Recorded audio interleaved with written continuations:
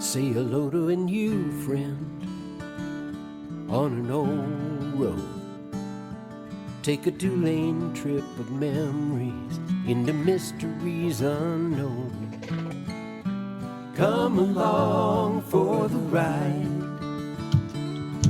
Jim Hinckley's America. Jim Hinckley's America.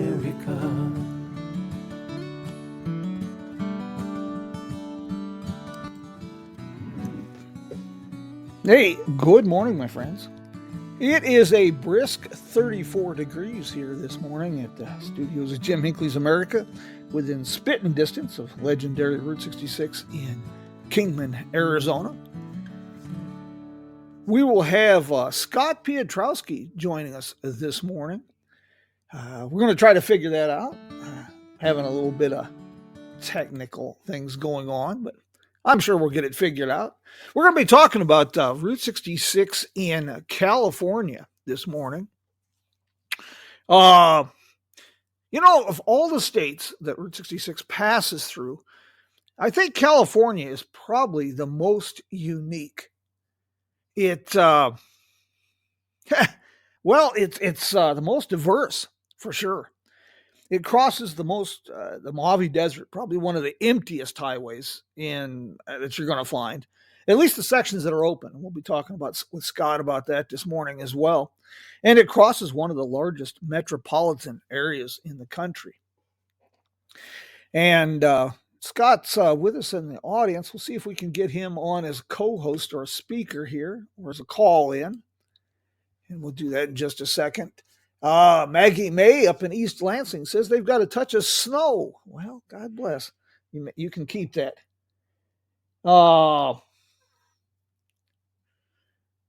Let's see what we've got here. For road trips, let's talk about Route Trip USA.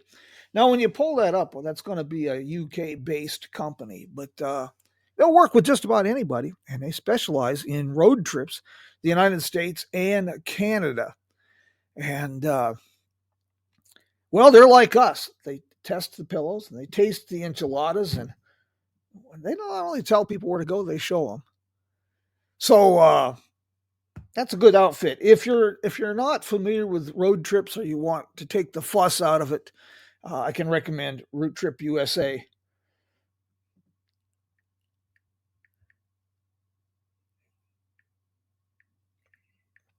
California. Okay. When you enter Route 66 in California, the majority of people travel east to west. You cross the Colorado River into California from Arizona.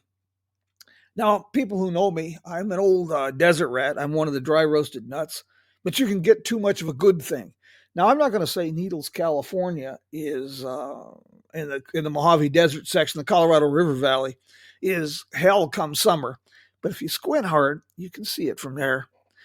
It is still my time to travel that area. Recommendation is spring or fall. Winter is good as well. But there again, you have the diversity. You can have 110 degrees in Needles, California. And you get down to Santa Monica, you got 70, 75 degrees. Just about everything you want. I personally, I think this is one of the troubles we have, and we'll address this with Scott this morning, that I think one of the problems we have with the reason a lot of the major cities are overlooked, not just the Los Angeles metro area, but St. Louis, Chicago. We've done a really great job promoting and marketing Route 66, but I think we've given the impression that it's Norman Rockwell, small town America. And as a result, it's hard for people sometimes to equate Route 66 with the big city. And Scott has done a great job. I only half joke. I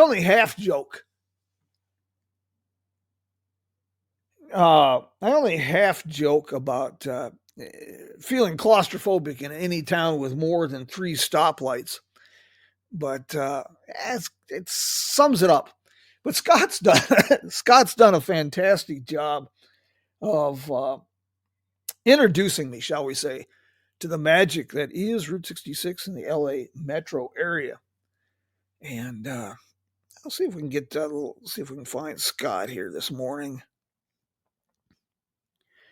He's having trouble logging in, so let's try with a phone call. There's Scott, right there. Yeah, hey, how are you? Oh, it's early. It's really early. Our volume's just a tad low there, young man. Try that. Any better? Well, let's see what everybody says. I can sure hear you.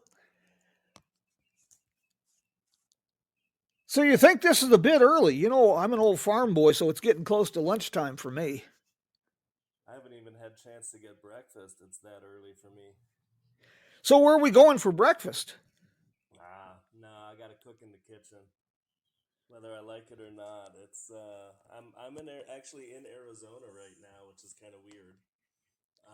But I'm at my mom and her partners, so I'm gotta take care of them for a little bit. So Oh, I'm sorry, Scott. Hey, they said that your voice is still a little low. I have my volume up as loud as I can go. Let me see. Ah, okay. Well, we're going to have to make do here. Hey, California, you know, we were talking about That that. computer too. Sorry. What's that? Hold on. I'm still trying to get into my computer side too to see if that'll be any better. Okay. Would you like to try it with a phone call? You can try it with a phone call. All right, I'll call you in just a second. Okay. Folks, as you can see, we're having a tad bit of difficulty, but you know, that's not a problem here. We're used to problems.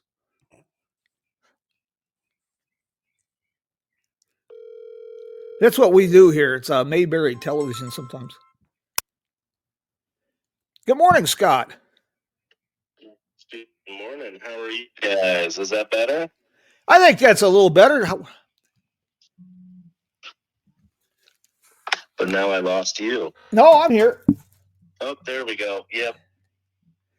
Well, anyway, I'm sorry that you're having that. Okay. You're on the road. I hope it's nothing serious. No, it's not. It's just a little something that had to be done, and so I'm out here for a couple of weeks and enjoying some Tucson weather instead of some Los Angeles brown sky. I got you. Hey, you know, there's nothing like a slice of Los Angeles sky to get the day started. I always say, if you can't see it, can you actually breathe it, and is it really there? Well, there's that problem. You know, I just was writing a piece about Route 66 in California, and you know, I think California, of all the 8 states, it's definitely the most diverse. Yes. Just not just culturally, but just landscapes and like say you go from the empty of the Mojave Desert to the Los Angeles metro area. It's about as different as you're going to get. I would say it's more, not that it's diverse in the geography so much as that it's a dichotomy, because you really kind of have two extremes. You don't really have, I mean, I guess you kind of have a lot of a variance at, with the Cajon Pass and accessibility to San Gabriel's and the ocean and all that. But I mean, it's kind of looked at as you have the desert and it's wide open and it's everything that you kind of think of as Route 66. And then you get into Los Angeles and it's pretty much the opposite of what you think of. But obviously, for me, it's still a very important part of the road. So. Well, yeah, I agree. You know, what I was talking about at the beginning, I've had this conversation quite often that I think part of the problem with the cities, Los Angeles, San Bernardino, St. Louis, Chicago, Tulsa's done a pretty good job of overcoming the perception. But we've sold Route 66 as a Norman Rockwell version of small town America. And as a result, people have trouble equating the big city with Route 66. Absolutely agree, and it's kind of just not disturbing, but it's disappointing. Um, because if you really look historically at where 66 got started and how it got to be as famous as it is and as well known as it is, it's really especially because of Los Angeles, but really it's the travel to and from those big cities that really got it started. So it's kind of disappointing that gets overlooked a lot. But Well, you know, Dave Clark and I had that conversation a lot, that it was the railroad that the reason that Route 66 started in Chicago. yeah, absolutely. And then, of course, it was the ports that brought it to Los Angeles. Yeah. Hey, you know, one of the questions, and I'm sure you get tired of trying to field this question, but we get this, I get this all the time. What's going to happen with Route 66 out there in the desert? Yeah, it's an ongoing issue. We're working on that right now. Obviously, it's something that the association's been aware of. So backstory for those that don't know is we started seeing a lot of flash flooding in the Mojave Desert back into, I think it was 2017. And with all that flooding, we started to have problems with bridges getting damaged and destroyed through the washes. And so at this point in time, we have a large percentage of the road closed from Mountain Springs Road to Amboy. Periodically, we've had additional portions closed west of Amboy as well. And unfortunately, what we're looking at is roughly $1 million per bridge for repairs and replacements. It's county-owned land, and so the county has to come up with that funding, and it's just beyond the scope of their budgeting. So they've been looking for sources for funds. They've been working on ways to speed up the process. Unfortunately, about 2 or 3 weeks ago, we had another flood go through and wipe out bridges between Amboy and Kelbaker Road. My last status update on that is that if it isn't open already, it should be open sometime early this week, that stretch from Amboy to Kelbaker, which would then allow Kelbaker Road to reopen from I-40. So at least that cutoff is available. I can say that the county has been working diligently on trying to find funds. They do have an MOA in place with the California State Historic Preservation Office that should allow the rest of the bridge environmental impact reports and such to go through in a much more streamlined process. So in theory, the bridge replacements can happen in a much faster manner once they get funding. They are aware of the Centennial, and we're working with them to try to find solutions to have all of those bridges open as soon as possible. Well, you know, those bridges, even before they washed out, there was quite a discussion going that almost all of them needed replacement. They were pretty ancient timber bridges, and they needed replacement. And as the states have trouble even keeping roads like I-40 that are drivable, I can imagine how difficult it is to find funding to keep basically a secondary back road open and repaired. Yeah, so 2 different things that you brought in there. The first one is that these bridges were built 70 and more years ago, primarily out of wood. And so they are functionally obsolete. And for those who aren't aware and maybe haven't driven that stretch of road, we have more bridges in California than any of the other Route 66 states.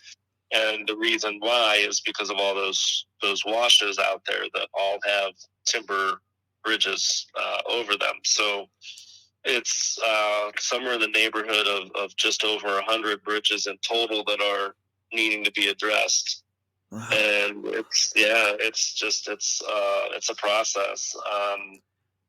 And at this point, it looks like all of them will end up being replaced, and we're working with the county and the other partners out there in the desert to try to come up with, like I said, financing to get it done, but also when all is said and done, a way to honor the legacy of those buildings that, or of those bridges, I mean, that have been there for so long, and what they had looked like and why they were all really essentially obsolete at the same time. And so we're working on that as well. And it's just going to be a bit of a process, and it's already been a long process, and hopefully we can get something going sooner rather than later.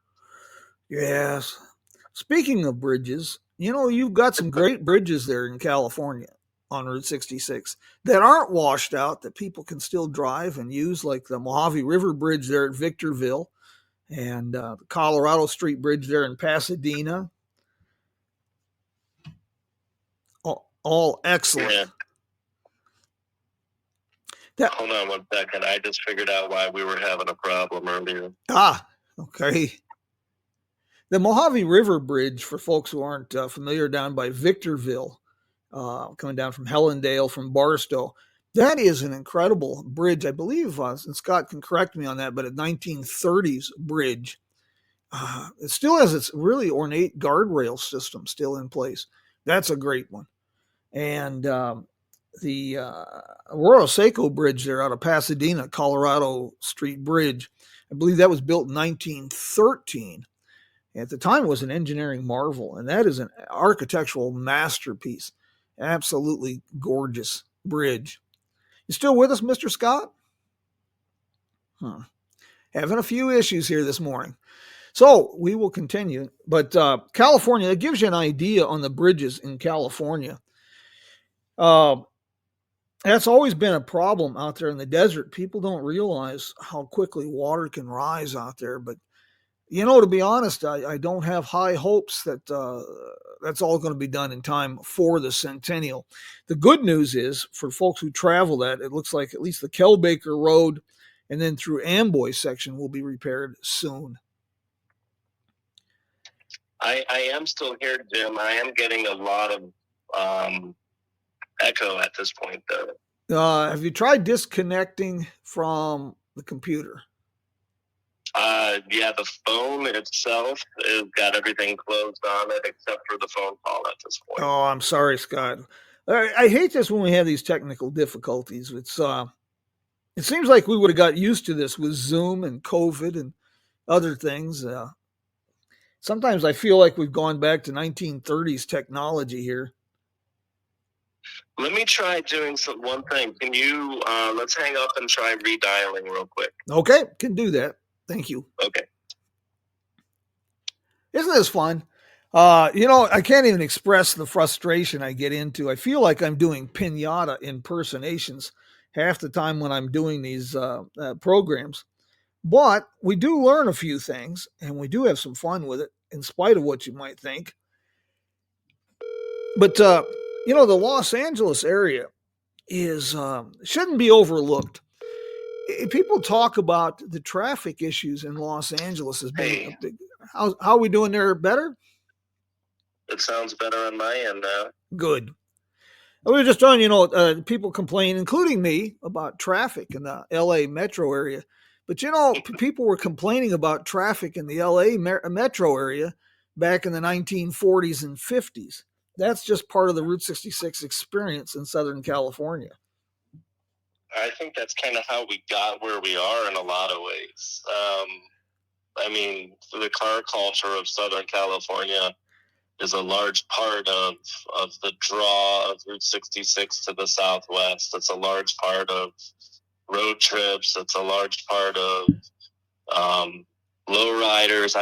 We can go on and on and on, but just the idea of people being in a vehicle instead of taking a train, a trolley, a bus, whatever, is kind of a lot of what pushed that drive, especially in Southern California, to have people be in their own vehicle. And yeah, it is a different beast in Los Angeles. I'm not going to lie. There are ways to mitigate that. There are ways to address it. And, the people who know me, and Jim, I know you know this, but I don't know if everybody out there knows it. I have chosen to go car free. In Los Angeles, I'm able to get away with not driving for almost all of what I do.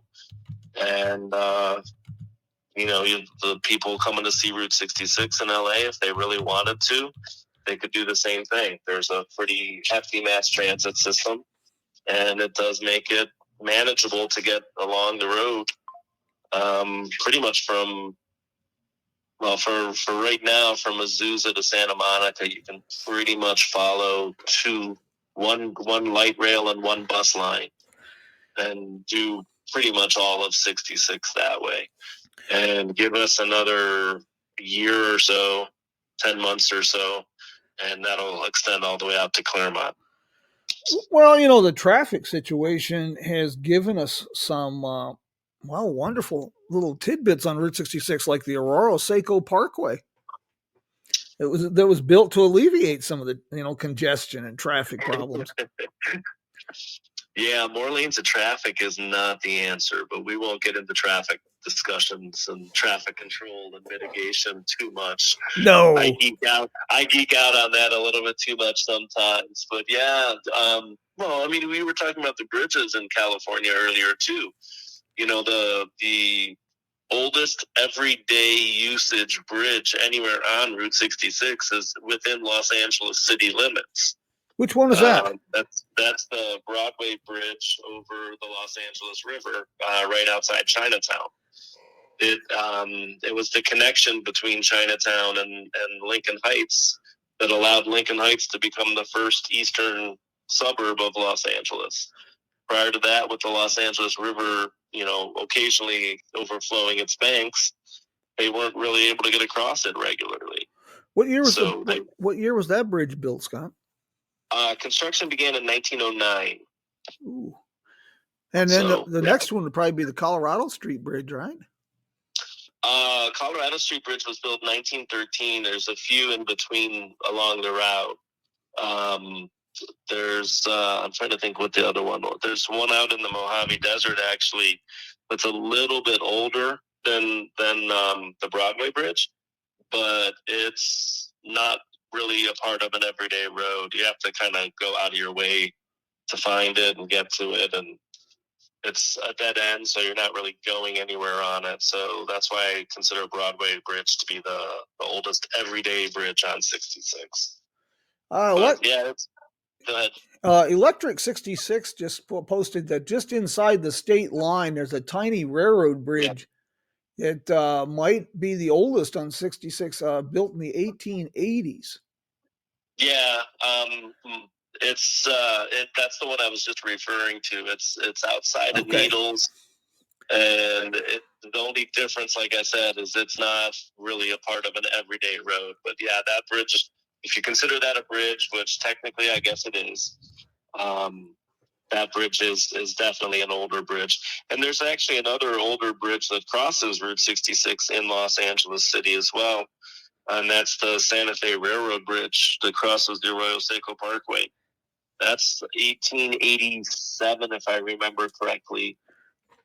Might be 1877. I don't remember exactly, but that one is, like I said, it was built for the Santa Fe Railroad and is actually still in use today for the right-of-way for the A-line light rail.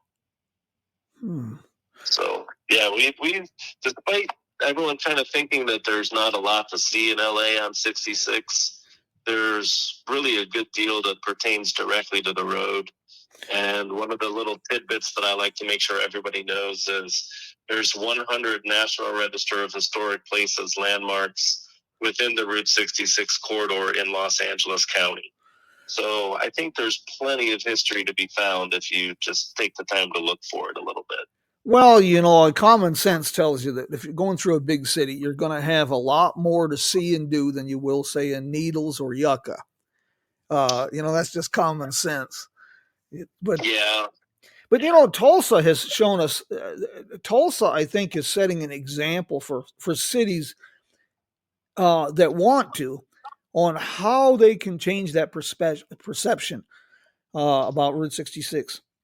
I think they're doing a pretty good job of it. And we need people, and I tease you a lot about this, but we need people such as yourself in every community, large and small, that's myopic on where they live, because those are the people who forge the chains that forge the links in the chain that is Route 66.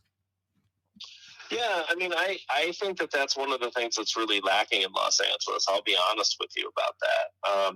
You bring up Tulsa as the example of a larger city that is doing very well with its Route 66 heritage, and I think Los Angeles is on the opposite end of that spectrum, only because. And you alluded to what the problem is. There is a lot to see and do, and it doesn't all pertain to 66. So 66 in Los Angeles as a tourist destination plays second fiddle to the entertainment industry. Yeah. It comes after professional sports. It comes after the ocean. It comes after world-class museums. It comes, the list goes on and on and on of things that people come to Los Angeles to see.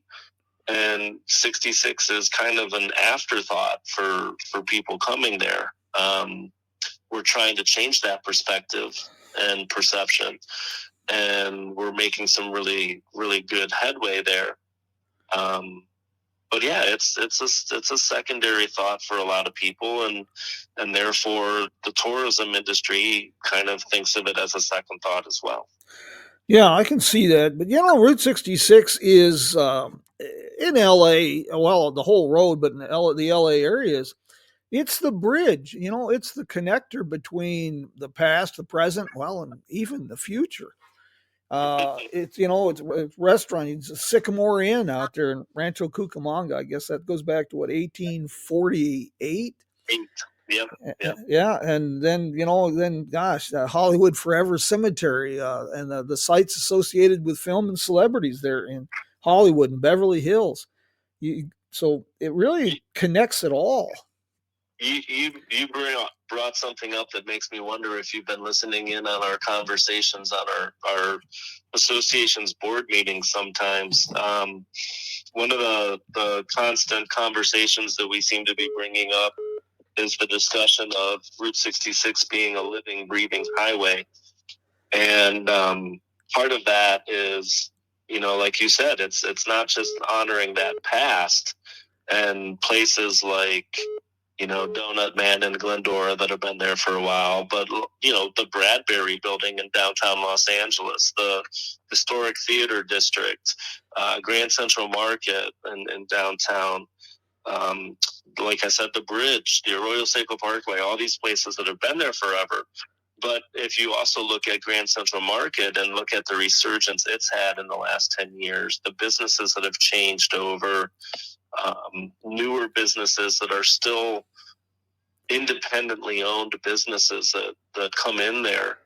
It's a different business that's in there, but it's still an independently owned business that's there. So that's I think really where you start to see the looking towards the future idea. And I think Grand Central Market's a good epitome of what that should look like for a Route 66 enthusiast. It's one of those things where it's going to change. The dynamic is going to change, and we need to embrace the parts of it that exemplify what Route 66 was and is, and it will continue to be. And I think that the key focus is that independent business. Sure, we have legacy businesses. We want to definitely promote those legacy businesses. But it's not only the legacy businesses that are going to keep the road as a destination. And the example that I like to give to people to make them fully understand what I mean about that difference and about that living, breathing highway. I think almost everybody interested in Route 66 knows about Pops in Arcadia, Oklahoma. And, when I first got started on Route 66 years ago, that place didn't exist. And now it's one of the top destinations for travelers to go to.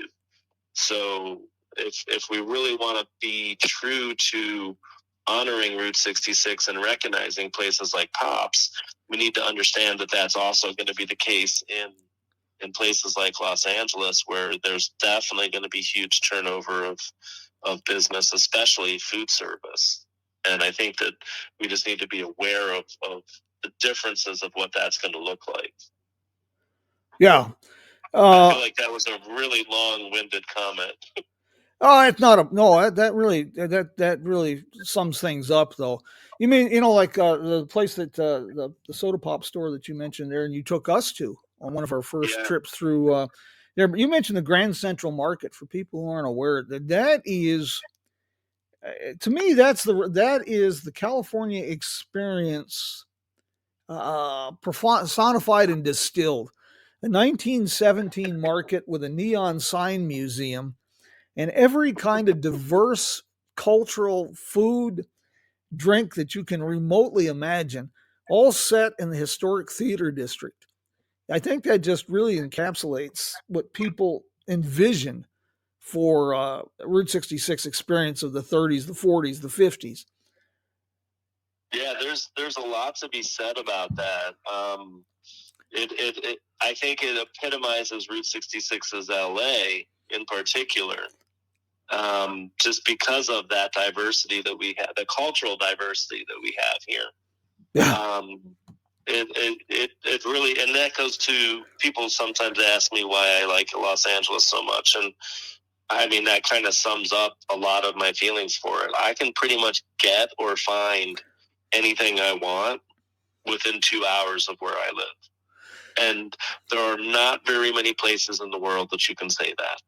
No, not unless you get into the bigger cities. And for me, I just wrote about this in the second. But it goes beyond the big city thing, though, because I'm not just talking about cultural here either. I'm not talking just about food, music, art. I'm professional sports. I'm also talking about ocean, snow-covered mountains, and desert. Yeah. I mean, you go beyond just the cultural into the climate and geography, and it's amazing what is within 2 hours of Los Angeles. It's we talked a little bit about the desert, going from the desert into the metropolis earlier, but it's the geography that's contained in that as well that is just absolutely fascinating. Well, I mentioned earlier, come summer, I'm one of the dry roasted nuts, and Needles is not hell, but if you squint, you can see it from there in the summer. And then, it'll be 110, 115, and by the time you get out to Santa Monica, it's 70 or 75 degrees. And it's, you can't get much more diverse than that. And it's kind of funny. There's a thing in Los Angeles, and Angelinos will know what I mean when I say I'm not a West Sider. I do not go past La Brea. It's just part of the culture change, and it's part of the geography change. It's that temperature change. And don't get me wrong, it's nothing against Santa Monica, Beverly Hills, West LA, Sawtelle, West Hollywood. It's nothing against any of those communities, portions of 66. Generally speaking, me as a person am more attracted to Northeast Los Angeles. Yeah. And it's just kind of weird how, and we talk about the communities, the small towns of Route 66. And the reality is that's what Los Angeles is. It's just they're a lot closer together. Yeah. It's, Highland Park is a lot different than South Pasadena, is a lot different than Lincoln Heights, is a lot different than Chinatown. And those are basically 4 communities in a row on Route 66 in LA. And, they're completely distinct communities, but they're so butted up against each other that if you don't know that you've crossed from one to another as a traveler, you might not ever figure it out. Well, and we talk about diversity too. Here you've got the Los Angeles metro area, one of the largest in the country. And then just a few miles away, you've got these fascinating, ghost towns like Daggett. Daggett's an endless source of fascination for me. And it seems like, Dries just had an opportunity, Dries Bessels of the Dutch Association, to spend some time and tour some of the historic buildings there. But Daggett is an incredible ghost town, and I mean, there again, you talk about adding diversity to a Route 66 trip. Grand Central Market and Daggett, the Desert Market. It's about as different as you're going to get. And I'm just gonna say this: keep an eye on Daggett. Just keep an eye on Daggett. It's gonna be it's got a lot going for it, and there's a lot of hope for what they're going to bring. I mean, I think really all of the desert is going to change dramatically in the next 10 years, but I think Daggett has a lot that will be interesting for travelers to pay attention to. Well, I always find Daggett. I always find news stories and things. One that I've been pursuing for a while that keeps turning up, and of course, as we know from politics to history, if you tell a story long enough and loud enough, somehow it becomes factual, and it doesn't matter if it is or not. But I have been hearing persistently. I talked to some people some time back, 12 years ago, that did archaeological work at the Stone Hotel from the 1870s, 1880s there in Daggett. And the story keeps turning up. The Earp family apparently had some properties in that area. And the story keeps coming up that old Wyatt Earp might have run the faro tables for a bit there at the Stone Hotel in Daggett. I would not be surprised by that. It just seems like a family that wants to keep crossing my path in one way or another. Well, that sounds like a story in itself. Yeah, we'll leave it like that, too. Well, that's true. Somebody said, I have a comment here that said there's probably more people inside the Grand Central Market when it's open than the entire community of Daggett has. Well, yeah, there's that. Another one that gets overlooked a lot as far as history and exploration is Ludlow. People see the Ludlow Cafe. They see the burned out Ludlow Cafe. They stop at the Dairy Queen and sandwich shop across the other side of I-40. And, of course, the Ludlow Motel, which is a throwback. But they miss the fact that if you go up behind the Ludlow Cafe towards the railroad tracks, all of a sudden you find a big empty place called Main Street and all these sidewalks and steps that go no place that hint, this must have been something at one time. Yeah, that whole community, man, and it's changed too. I've been involved in 66 for close to 30 years now, and I'm a desert rat in a lot of ways. I know, talking so much about Los Angeles, I don't sound like it, but I love it out there in the Mojave, and that community, Ludlow, physically has changed so much. It's just incredible to see where it has been and where it's at, and the love that people have for it now. Yeah, there's a lot of exploring that can be done in that community, and a lot of history to look into and find. So I just I found an interesting fella. I've been having some conversations with him. He's getting close to 80 now. He's a former mechanic, and he worked in Ludlow Garage for many, many years. And his wife that recently passed away, her family owned or managed the property out there at Cadiz Summit. And he talks about how in the late 50s, early 60s, their idea of a date was he would get off early at the Ludlow Garage, drive out to Cadiz Summit, pick her up.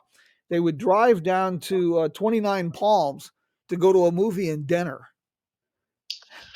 That sounds about right for Cadiz. I've actually encountered people who used to own the property as well. I found them online, or they found me online.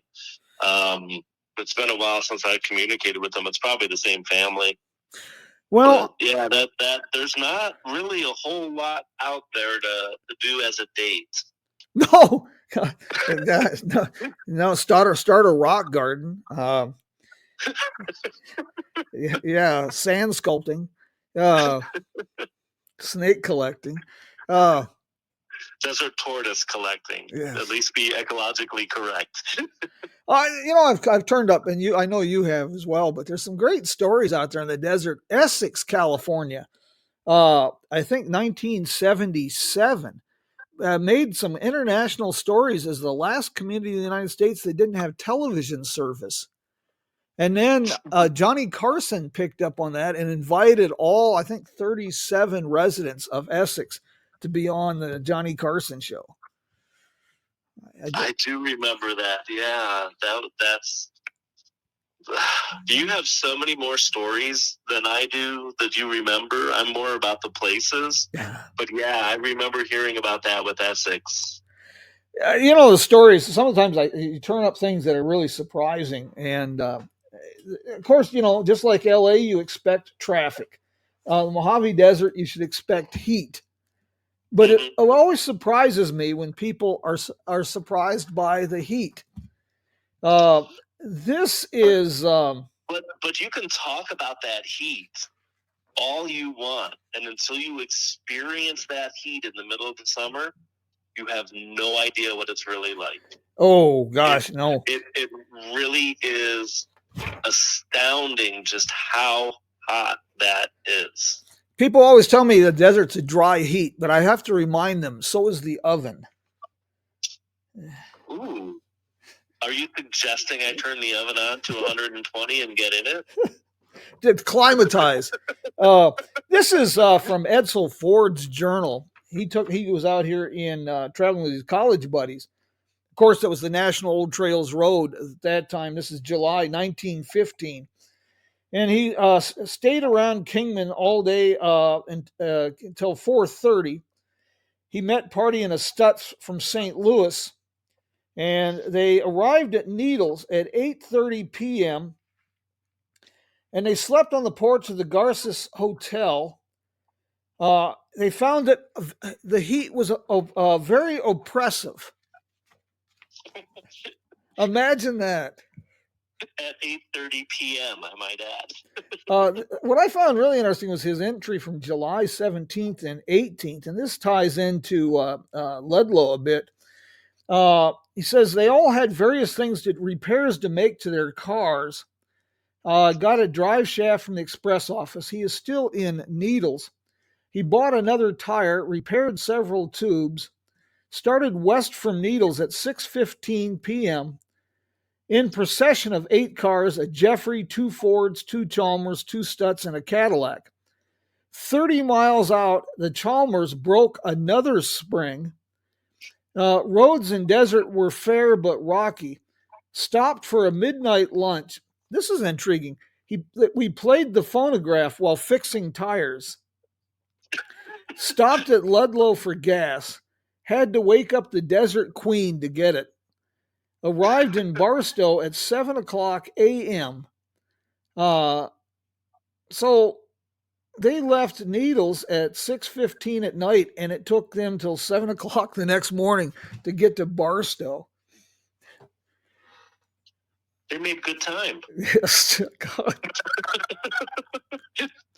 Those little snapshots like that give an idea of how tough travel was in those years and what people accepted. I have a good story. I don't know if I've told you this one yet, Jim. I used to do a lot more presentations about 66 in the communities in the LA area. And I had this one preservation group that called me.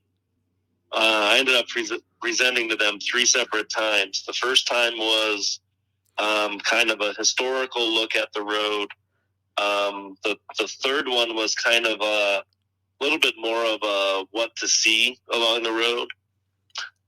But the second one was the fun one. The second one, they asked me to come out and introduce their other speaker. And they wanted me to do just a 5-minute, really fast history of Route 66. And the reason why was their other speaker was a roughly 90-year-old gentleman who had moved to La Crescenta in the early 1900s, pre-Route 66, and he was going to be discussing what he remembered of his family moving to that area to basically for better health reasons for him because of health problems that he had as a child. And And so I got to hear stories of a family move across what would become Route 66, including through the Mojave Desert, in around 1924 is when they moved, if I remember correctly.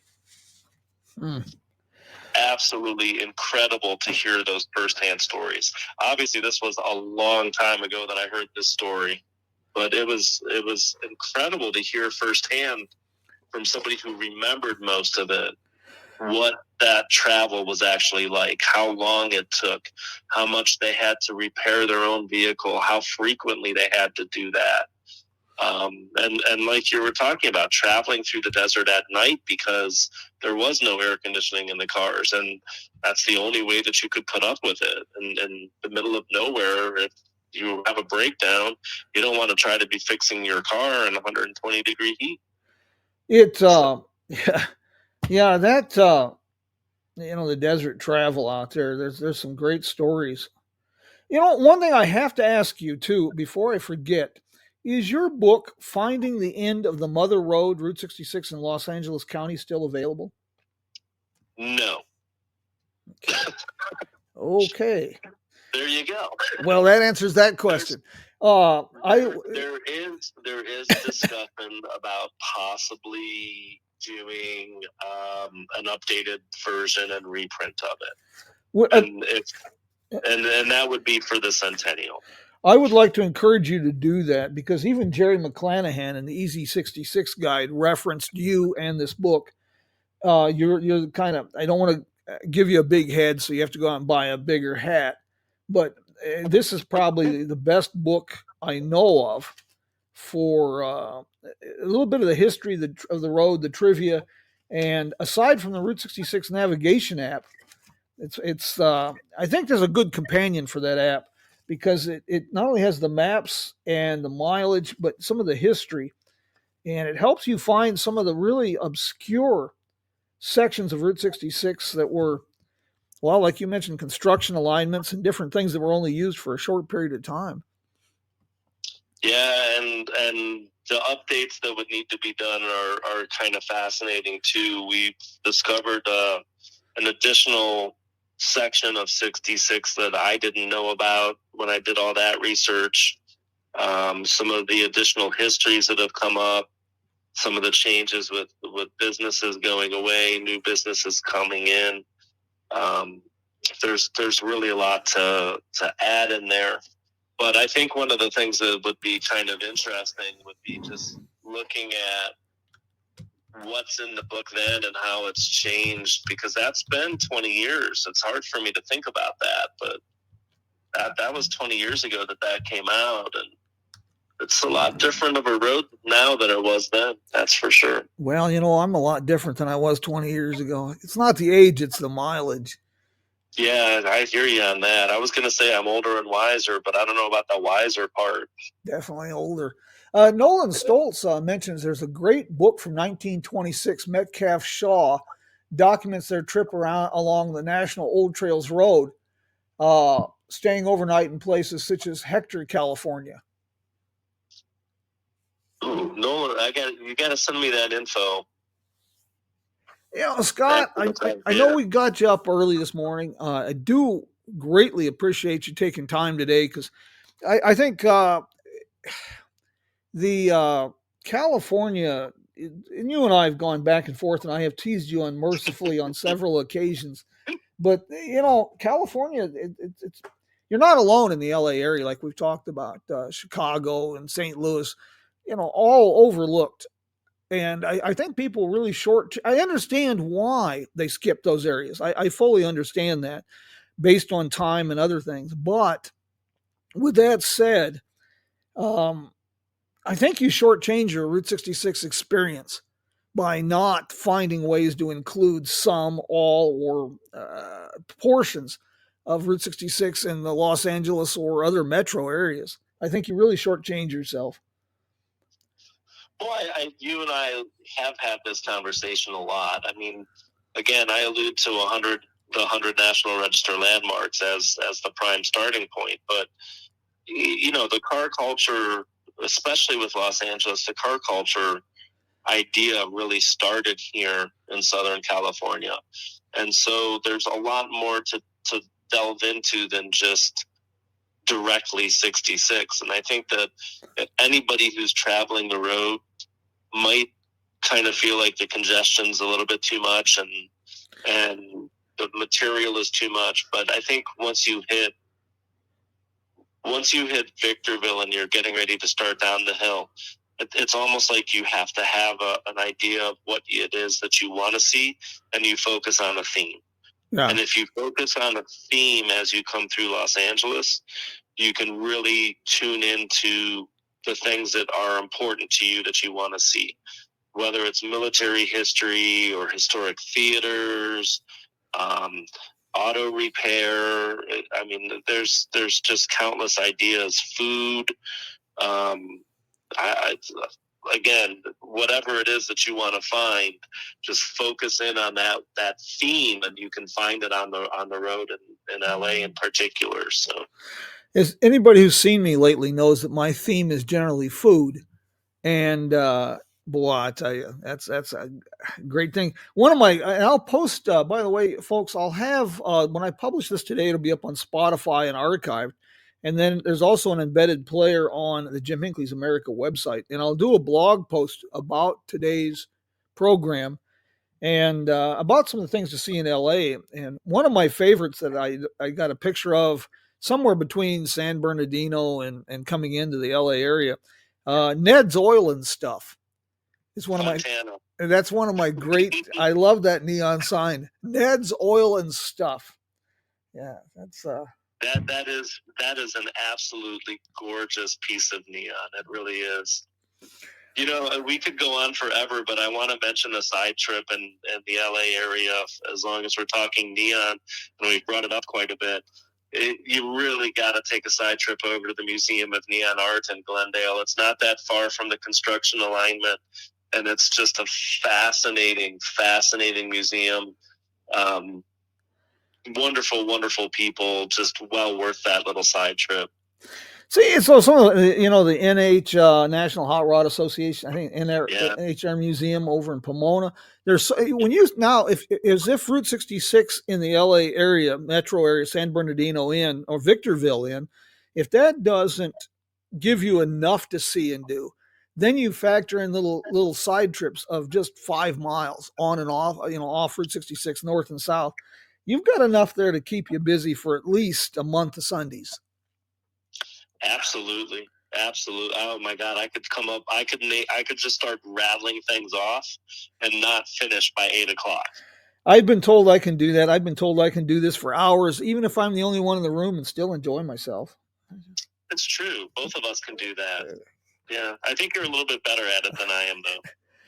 Scott, I want to thank you very much for taking time today to do this. And I hope everybody enjoyed this today, and I hope it inspired a road trip or two. And you got there again, it's perception. It's the whole thing. You've got to just plan different, think different, and a lot of the problems are real: crime, homelessness, traffic, but they get magnified. They get blown out of proportion. And you can find those same problems in every town along Route 66, big or small. Absolutely. You're just going to experience more of it because, well, there's more people in Los Angeles than there is Kingman. That's not a startling revelation. But it is true. It's something you just have to, adjust for and be prepared for, and know that it's there, and understand, like you said, there's more of it because there's more people. Is it more per capita is the question that I would ask. And, look, I like it in LA. Some people don't, but I love the desert, and it's a good chance to get away. So, well, Jim, you said thank you for coming. So thank you for doing this. Thank you for having me. But thank you for all the people that you've been bringing on your show. Thank you for all that you've been doing for the road for a couple of years now. You're still a youngin' with a long way to go. But the information that you've been putting out on the road is so incredible and so vast. And I really appreciate all that you've done for the road. Thank you. Hey, we've got to give one more shout out. Now, the California Historic Route 66 Association Also, you've been doing some regular Zoom programs, and those can be found on YouTube channel. That is correct. We have put a hold on those for now, but beginning in May of 2020, we were doing them pretty much monthly all the way up until the end of, until October of last year. So the bunch of those are up on our YouTube channel. We're slowly adding more, and we're looking forward to coming back live, hopefully with those. Probably not until next year. We needed a little bit of a hiatus this year and shifting some priorities around, but we're hoping to get back to those. Scott, guys, it's a team effort, and I want to thank Scott very much for what you folks in California are doing. And Scott, California, you're at the head of the parade here. So I for one, I'm really appreciative of how well you do your piñata impersonations. And thank you. I appreciate that, and I love the illusion that you just gave there with the head of the parade. That was really, really well done. Scott, my friend, you take care of yourself. And we got nothing set in stone yet, but we're going to probably do another a more publicized and bigger road trip day at Autobooks Aerobooks in Burbank this coming January. We're working on that. Excellent. I have a few things in the works as well, and we're looking forward to what those will hopefully become. So we'll definitely be in touch a lot. Scott, thank you very much, and you take care, and we'll see you soon. Thanks, Jim. Take care. Bye-bye. Bye. Hey, folks, I know we had some issues with audio and at the beginning, but we managed to bluff through this. I hope you enjoyed this, and as always, I hope it inspired you to. I hope it inspired a road trip or two, not just in California, and not just on Route 66, but a road trip. Get out and discover this country. You'll find out we got more that unites us than divides us, and man, I'll tell you, great adventures. Scott, I'm very indebted to Scott because after I quit driving trucks, I promised myself I'd never again go over the Cajon Pass.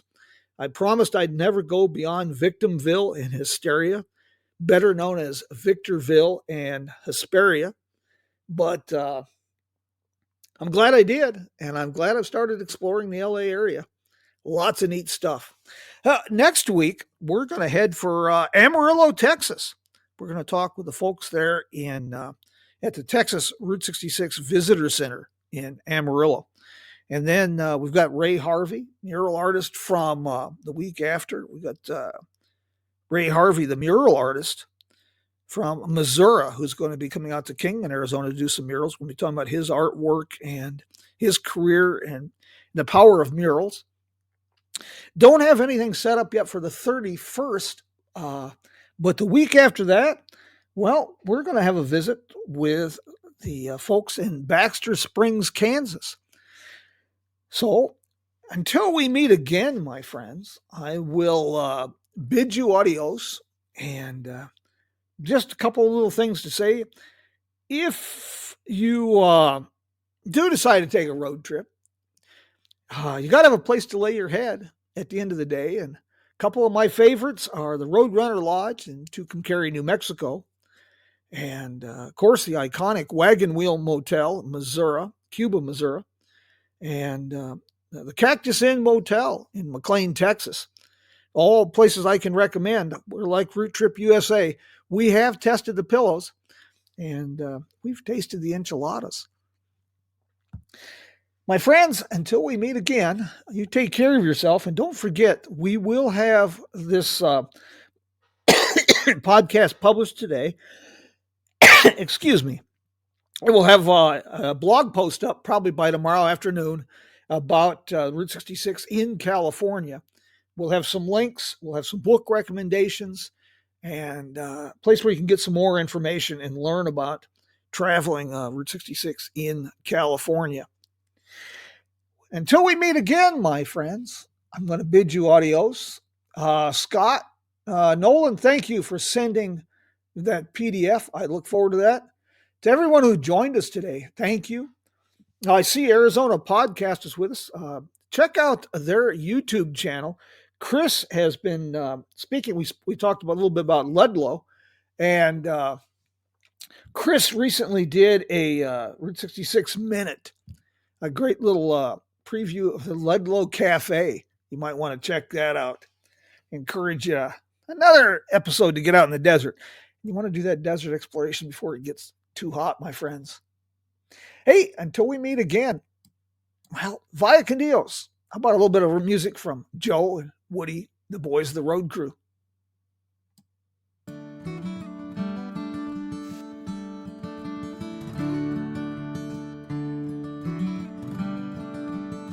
Say hello to a new friend on an old road.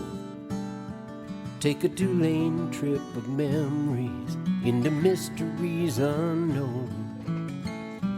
Come along for the ride. Jim Hinckley's America. Jim Hinckley's America.